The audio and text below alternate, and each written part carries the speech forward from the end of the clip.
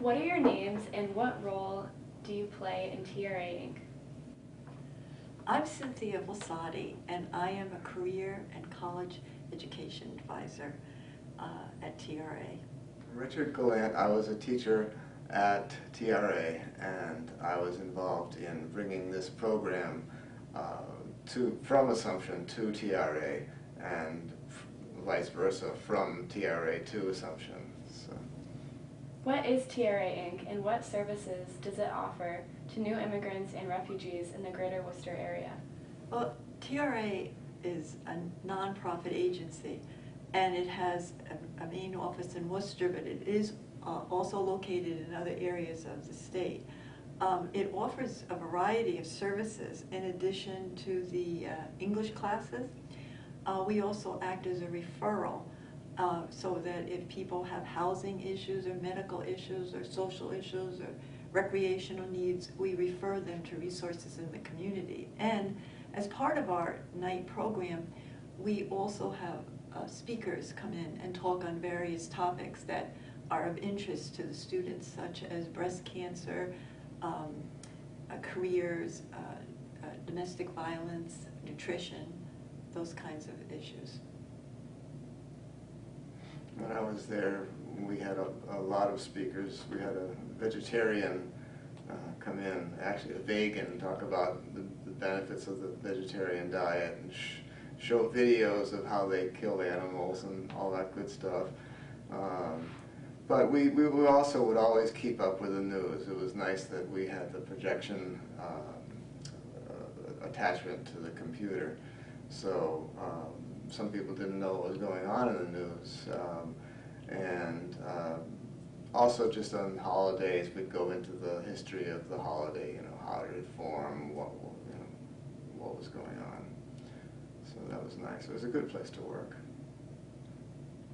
How did the Literacy Through Photography project, led by the Assumption students, contribute to the ESOL program at TRA Inc.? Well, I think one of the major contributions was giving the students a chance to talk to other people in the community.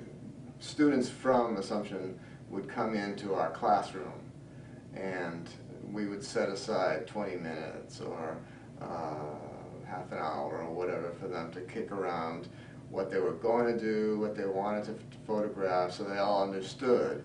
And then to actually go out and do it, take pictures of their families, their places of work, their favorite parts of Worcester.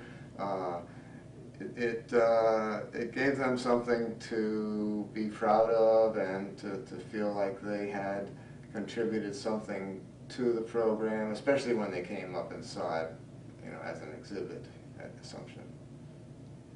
And I think, the overall project that I saw was that it indirectly raised the image of TRA in the community, which was something totally unexpected. But in addition, it made this invisible population have a voice and be recognized, and it made them, really feel proud. How did the Literacy Through Photography project help the ESOL adult students? I think it gave them, just the fact that they were doing this extra homework. They were involving their families. The families were taking the pictures, in some cases, pictures of them, or their co-workers were taking the picture of the student at work in front of the machine they were working on, or whatever. So it just encouraged more interactivity. And also because the Assumption students came back to talk about it and help them write up a description of what it was they were taking a photograph of and what that meant to them.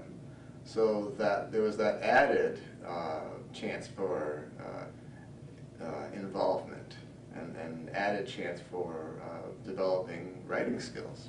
Cynthia, you mentioned something about the students in the ESOL program as being invisible. Can you elaborate a little bit more about that? How they feel from being considered invisible, and if you can also, both of you, talk a little bit about just what kind of students they are, their backgrounds, for the what countries they come from, sort of like the population that you serve, right? And then also if you can comment on how this project went from feeling invisible to gaining that pride that you mentioned too. Well, we draw students from Asia, from Europe, from Central America, from South America, from Africa, and they are all varied in their backgrounds. Some of them have university degrees, some of them might have 1 year, some of them have no schooling whatsoever, some of them have 6 years, 7 years, maybe a few might have a high school diploma. So there's considerable diversity there, but there's the commonality is that they all want to learn English because they want to be accepted into our society. And when I say invisible, I mean that I watch them and they are very elegant in the way that they carry themselves, but they don't seem to have a voice. And this project, from the beginning, I remember they were saying to me when I was calling them up, why are you calling me? I mean, I'm really like nobody. And why would the college want my picture in the library?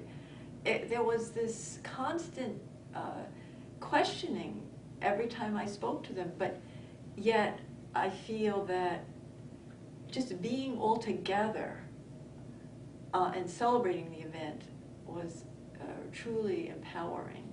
So the project also included a photography exhibition at Assumption Emmanuel de Alzon Library. What did this exhibit mean to the TRA Inc. and to you personally? Well, to TRA, I think it validated the belief that volunteers can make a significant contribution to a program.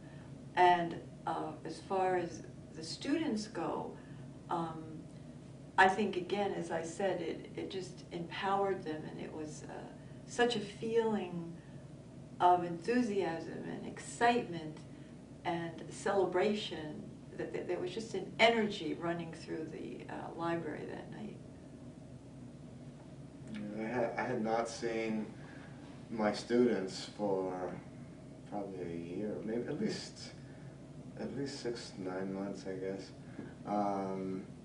And it was they were all bringing me over to see their photographs, you know, and their descriptions on the wall. So it was neat.